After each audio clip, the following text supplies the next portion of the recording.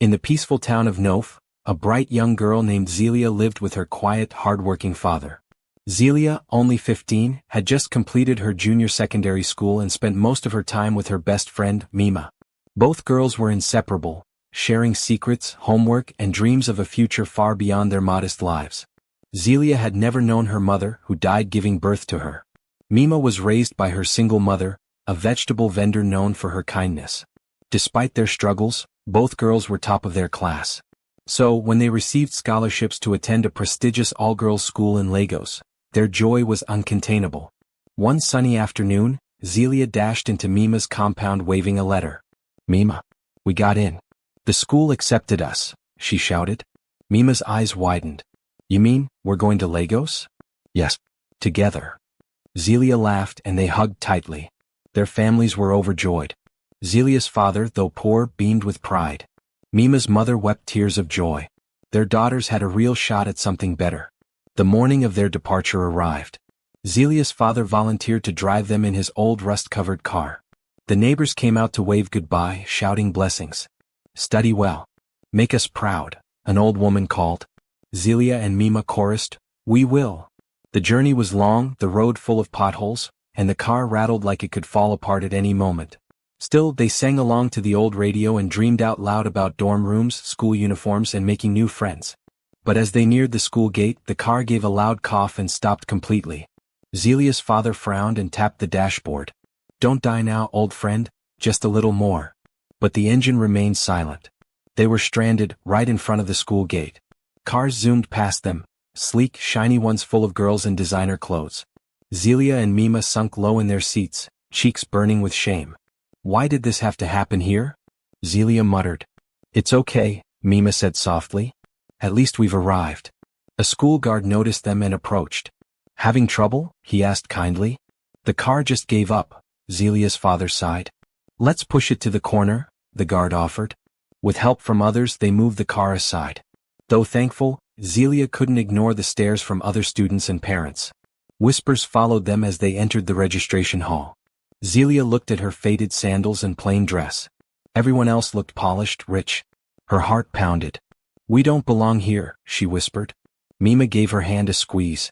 "We do. We earned this." The principal, a tall woman named Mrs. Arawa, stood at the front of the hall with a warm smile. "Welcome, scholars. We are proud to have you," she said. Zelia and Mima responded in unison, "Thank you, Ma." Mrs. Arawa handed them their timetables and added, "Remember, discipline and effort will carry you far. My door is always open." Afterward, a dorm matron led them to their hostel. The room was small, holding 8 girls and 4 bunk beds. As they unpacked, a few roommates introduced themselves. Others simply glanced and ignored them. Zelia placed her bag beside a lower bunk and looked around. "This is home now," she murmured. Mima nodded. "And we're going to make it count." That night, as the lights dimmed, Zelia lay staring at the ceiling, her mind full of hopes and fears. Classes began the next day. Zelia and Mima threw themselves into school life, joining study groups, asking questions in class, staying late to finish assignments. But it didn't take long to feel the difference between them and the rest. The girls around them spoke of trips to Dubai and new iPhones. Zelia and Mima shared stories about fetching water and studying by candlelight. It didn't matter how smart they were, they still felt like outsiders. Their clothes were simple, their accents too local, and their food too plain. Among the senior girls was one who stood out, Tali. Tali was rich, pretty, and always surrounded by a loyal group of girls. She wore perfume to class and once bragged that her father bought her a smartwatch for getting a B+. Zelia and Mima avoided her, but that wouldn't last for long. One afternoon, Zelia and Mima sat under a mango tree during lunch, unwrapping their homemade meals of jollof rice and boiled eggs. As they giggled quietly about their math teacher's wild hand gestures, a shadow fell over them. It was Tali, flanked by her 2 usual companions. She wrinkled her nose dramatically. "What is that awful smell?" she sneered. Zelia and Mima froze. "Oh, it's your food," Tali said, pretending to gag. "Didn't anyone tell you the cafeteria exists?" Zelia looked down, cheeks burning. Mima cleared her throat. "We like our food from home." "How cute," Tali mocked. "Next time, eat it somewhere that doesn't ruin everyone's appetite." With a toss of her long braids, she turned and walked off, her crew laughing behind her. That moment marked the beginning. From then on, Tolly made it her mission to torment them. She criticized their uniforms, called them village girls, and laughed whenever they answered questions in class. One evening, Zelia and Mima returned to their hostel to find their lockers open, books tossed on the floor and clothes scattered everywhere. "What in the world?" Mima gasped, rushing to her bed. "Our things? Who did this?" A quiet girl from the top bunk leaned over and whispered, "I saw Tolly and her friends sneaking out just before you came." Zelia's fists clenched. Her notebooks were soaked and her shirt had been cut. "This has to stop," she said, jaw tight. Mima nodded, tears in her eyes. "But what can we do?" The next morning, Zelia gathered her courage and approached their class teacher, Miss Ina. "Ma, we're having a problem," she began, voice trembling. "Someone's been bullying us. Her name is Tolly." Miss Ina raised her brows. "That's a strong accusation. What exactly did she do?" Zelia explained, how their room was ransacked, how Tolly taunted them in public. "Do you have proof?" the teacher asked. "Anyone who saw it?" Zelia hesitated. "No, not officially." "Then my hands are tied," Miss Ina sighed. "Just try to avoid her. Focus on your studies."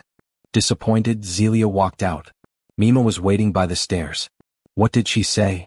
"Nothing helpful," Zelia replied. "She said we need proof." "Maybe the principal will believe us," Mima suggested. "It's worth a try." The next day, the girls nervously waited outside the principal's office. When called in, Zelia spoke again, this time with more urgency. Mrs. Arawa listened quietly. "I believe you," she finally said. "But belief is not enough in matters like this. I need evidence. If anything else happens, document it. Keep a record." Zelia and Mima exchanged a helpless look as they left. They had tried twice. No one was going to help them without something solid. That afternoon, Tolly walked past them in the hallway and whispered, "Snitches get stitches," with a mocking smile. That night, water was poured on Mima's bed. Zelia's pillow was missing. Their books were marked with ink. The bullying was only getting worse. Slowly, Mima began to change. She stopped joining group discussions. She avoided the dining hall. She walked with her head low. Zelia, who used to love school, found herself crying in the laundry room one Saturday, scrubbing her stained skirt in silence. Just then, someone tapped her shoulder. She turned to see a tall girl with neat cornrows and a prefect badge. "You're Zelia, right?" the girl asked. "Yes," Zelia sniffled. "Why?" "I'm Reina. Head girl. I've seen what Tolly's been doing." Zelia's eyes widened. "You saw?" Reina nodded. "All of it. I've kept quiet, but I think it's time to act. I can help you, if you help me too." Zelia wiped her face. "Help you?" Reina gave a soft smile. "I want someone I can trust. Someone loyal. I don't like fake friends, and the girls in my circle are always competing. I want one best friend, just one. And I choose you." Zelia blinked in surprise. "Why me?" "Because you're strong. You've survived things most girls here would crumble under. Be my best friend, and I'll make sure Tolly never bothers you again." Zelia hesitated. She thought about Mima. But she also thought about safety, peace, maybe even popularity. "Okay," she whispered. Reina nodded. "Good. From now on, I've got your back." That evening, Reina sat beside Zelia in the dining hall. Everyone stared. Tolly narrowed her eyes from across the room but said nothing. "She won't try anything now," Reina whispered. "She's scared of me." Zelia smiled shyly. It was the first time in weeks that she ate without fear. After dinner, Reina walked her back to the hostel. "I have a plan," she said. "We need proof. Cameras. Evidence. I'll handle it." "Are you sure?" Zelia asked. "Won't that get you in trouble?" Reina grinned. "I've done worse." Over the next few days, Reina discreetly installed a small camera in the common areas. The plan worked.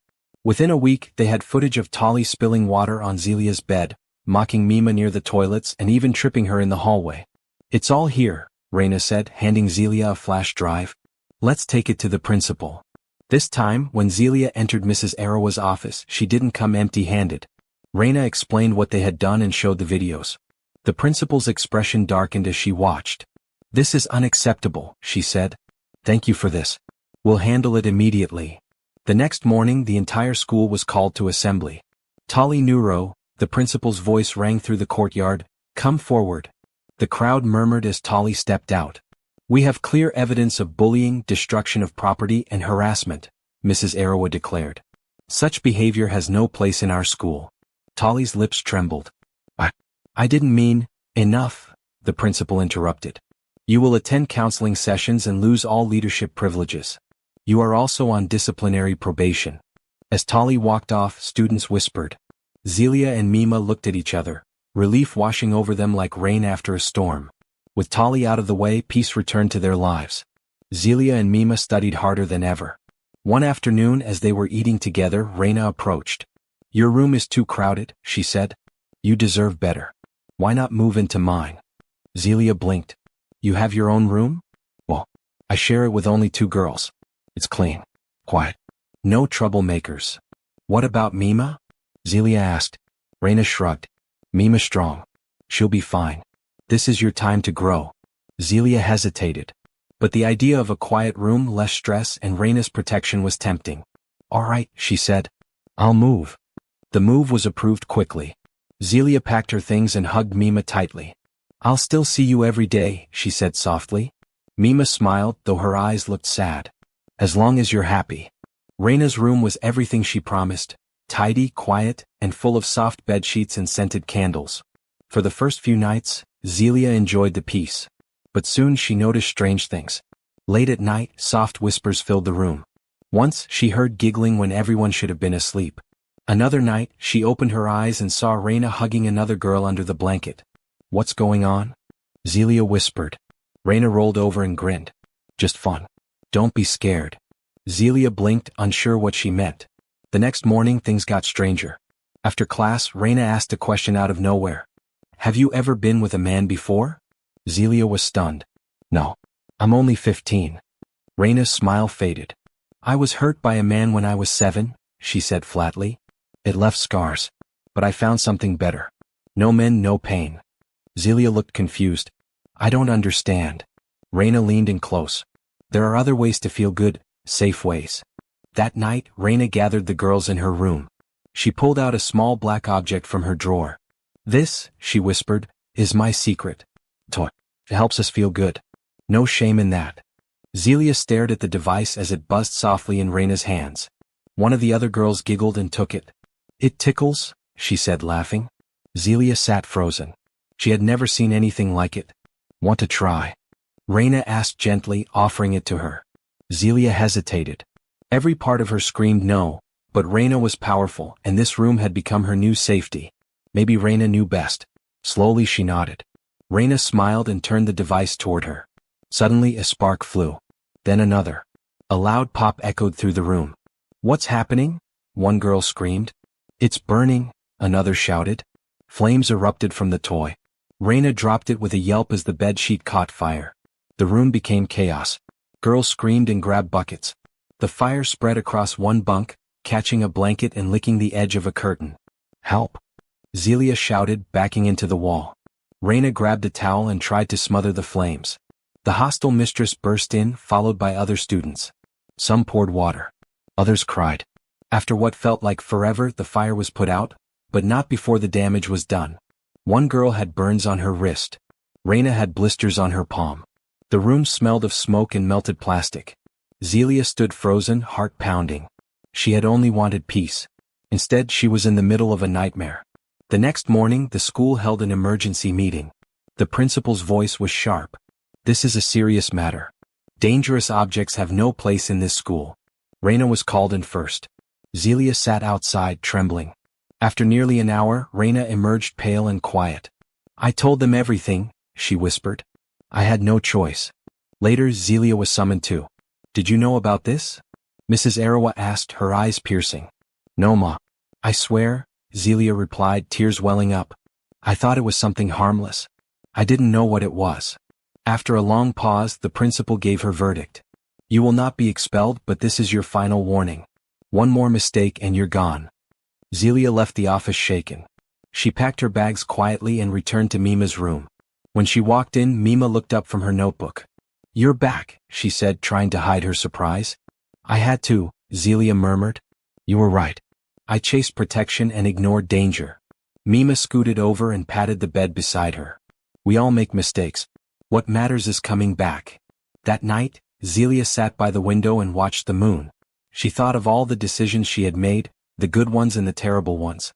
One thing was clear now, No more shortcuts, no more pretending. From now on she would trust her instincts. Life slowly returned to normal. Zelia kept her head down, focused on her studies, and avoided drama.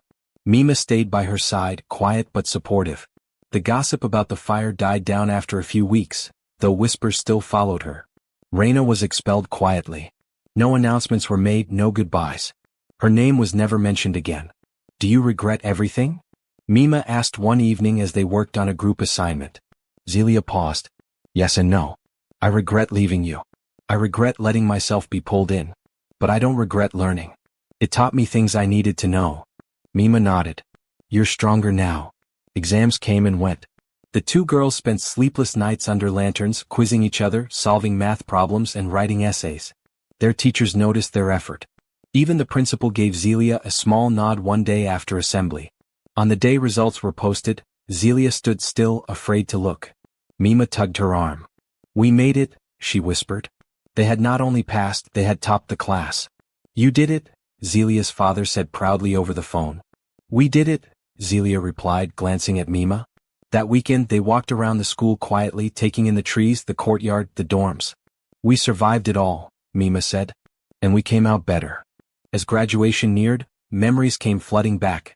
Good ones, sad ones, painful ones. Zelia sat on a bench near the library one evening, scribbling in her journal. Mima walked over and handed her a chilled malt drink. You still writing everything down? Zelia smiled. Always. What's today's entry? Mima asked.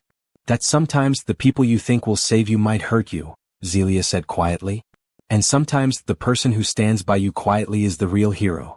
Mima didn't reply. She just sat beside her, shoulder to shoulder, both sipping their drinks in silence as the sun sank behind the chapel roof. Graduation day arrived. Students rushed to dress up. Cameras flashed. Laughter filled the air. Zelia wore a simple white gown, her hair tied neatly in a bun. Mima wore lilac. They stood side by side, holding hands as their names were called for awards. Best in Literature, Zelia. Outstanding Leadership, Mima. Their eyes sparkled with tears as they received applause. After the ceremony, the two friends walked slowly to the school gate. Are you scared of the future? Mima asked. A little, Zelia replied. But I'm more ready than I've ever been. They hugged tightly.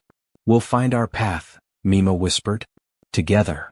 And with that, they stepped out into a world that was finally waiting for them. The first few months after graduation were strange. Zelia missed the noise of the hostel, the stress of exams, and even the cafeteria's watery beans. She stayed home, helping her father at his roadside phone accessories shop, while waiting for university admission. One afternoon, Mima visited, carrying 2 sachets of chin-chin. You won't believe who called me, she said, settling into the wooden bench outside the shop. Who? Zelia asked.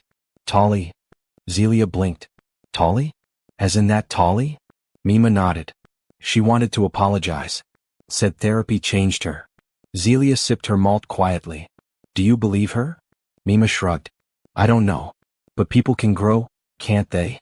Zelia stared ahead at the road, unsure how to feel. Later that week, Zelia received her admission letter. She screamed so loud her father dropped a whole tray of charger cords. University of Binôme, she shouted, waving the paper. Mima ran over after hearing the noise. We're going to the same school. Mima yelled. Zelia blinked. You got in too? Same department. Same hostel. The girls hugged tightly. That night, Zelia sat on her father's veranda, looking at the stars. You're quiet, her father said, handing her a glass of Zobo. Just thinking about everything, she said. This feels like a second chance. Her father nodded. Use it well, Zelia. Don't forget what made you strong. She smiled. I won't. University life brought its own chaos. Bigger lectures, tougher assignments, more freedom, and more distractions. But Zelia stayed focused. So did Mima. They shared a room again and often studied late into the night. One evening, Zelia noticed Mima staring at her textbook without flipping a page. What's wrong? She asked. Do you ever feel like we're pretending? Mima said quietly. Like everyone thinks we're strong and smart and perfect, but we're still scared? Zelia reached over and closed her friend's book. I do. Every single day. But that fear just means we care. We're not pretending, Mima. We're surviving. Mima exhaled. Thank you. Their friendship deepened even more in university. They knew each other's moods, fears, and dreams without needing words. When Mima caught the flu, Zelia skipped 2 lectures to care for her. When Zelia missed her period for the first time and panicked, it was Mima who calmed her down, walked her to the clinic and waited outside silently. "Negative," Zelia whispered after the test, nearly sobbing in relief. Mima pulled her into a hug. "We'll always be okay. Even when we're not." That night, they made a promise under their hostel's flickering ceiling fan. "No matter where life takes us," Mima said, "we never walk alone." Zelia nodded. "Never." During their second year, Zelia was invited to speak at a girls' empowerment seminar on campus. Nervous, she stood before the crowd and told her story, from being bullied to standing up for herself. She left out the darker hostile moments, but her voice didn't shake when she said, "Sometimes the people with the most power are the most dangerous. But silence helps them grow. Speak up. Always." After the speech, a young girl approached her. "You're so brave," she said. Zelia smiled. "I wasn't always. But I learned." As the applause faded, she caught Mima's eyes across the room, proud and teary. In their final year, Zelia and Mima rented a small off-campus apartment. It was cramped, with a leaky tap and a flickering bulb in the hallway, but it was theirs. Every night, they took turns cooking, studying, and watching old Nollywood movies on Mima's laptop. One rainy evening, as thunder rolled outside, Mima said, "You know what I'm afraid of?" Zelia glanced at her. "What?" "That we'll drift apart after graduation." Zelia set her spoon down. "We won't." "Everyone says that," Mima murmured. "But life is loud. People get busy." Zelia shook her head. "You're not just part of my story, Mima. You're the co-author." The day they defended their final project, they stood side by side in crisp white shirts and black skirts. Their PowerPoint was sharp, their answers sharper. The panel nodded in approval. When they walked out of the room, both girls burst into laughter. "We did it!" Zelia shouted, jumping. Mima spun around. "We really did it." They went straight to a roadside suya spot to celebrate, sitting on plastic chairs under a tree, chewing meat and smiling like queens. "Remember our first day at the secondary school gate?" Zelia said. "That embarrassing car breakdown?" Mima laughed. "I thought the ground would swallow us." "Look how far we've come," Zelia whispered. Mima raised her bottle of Fanta. "To then. To now. To us." After their final results came out, they both graduated with first-class honors. "All those sleepless nights paid off," Zelia whispered, staring at her results slip. "We did this," Mima said, holding hers. Their families wept with joy. Zelia's father wore his best wrapper and took pictures beside her with pride. "Your mother would be so proud," he whispered. At the convocation, Mima's mother hugged both girls tightly. "You girls saved each other," she said. "God knew what he was doing when he made you friends." That night, the 2 girls walked barefoot around campus one last time, letting the warm breeze wash over them like a blessing. Years passed. Life took them in different directions. Zelia became a writer and youth counselor, often speaking at girls' schools and sharing her story. Mima became a nurse, working in rural communities. They didn't talk every day, but when they did, it was like nothing had changed. One day, Zelia received a voice note from Mima. "A girl I treated today reminded me of you. Quiet, strong, and full of fire." Zelia replied with a smile in her voice. "Send her my number. I'll tell her how powerful she is." That was their rhythm, far apart but never distant. 2 girls who had walked through fire, together. One Saturday afternoon, Zelia sat under a tree in her backyard, scribbling notes for a book she was working on. It was a memoir finally. Her first line read, "I once thought being close to power would protect me. But I learned that true strength comes from within, and sometimes from the quiet girl who holds your hand in the dark." As she wrote, a message popped up on her phone. It was a picture of Mima, now wearing hospital scrubs and a wide grin, holding a baby girl. The caption read, "Meet Zami. I named her after us." Zelia stared at the photo and cried, not from sadness but from a joy too deep to speak. Months passed. Zelia's book, Quiet Fire, was finally published. At her first reading event in Abuja, the small hall was packed. She wore a yellow dress, her braids tied in a loose bun, and her fingers trembled slightly as she held the mic. "This book is not just about me," she said. "It's about every girl who's ever felt invisible, bullied, or broken. And it's about the friend who stayed anyway." The audience clapped, some with tears in their eyes. After the event, Zelia stepped outside for air. Her phone buzzed. It was Mima again. "I just read chapter 12.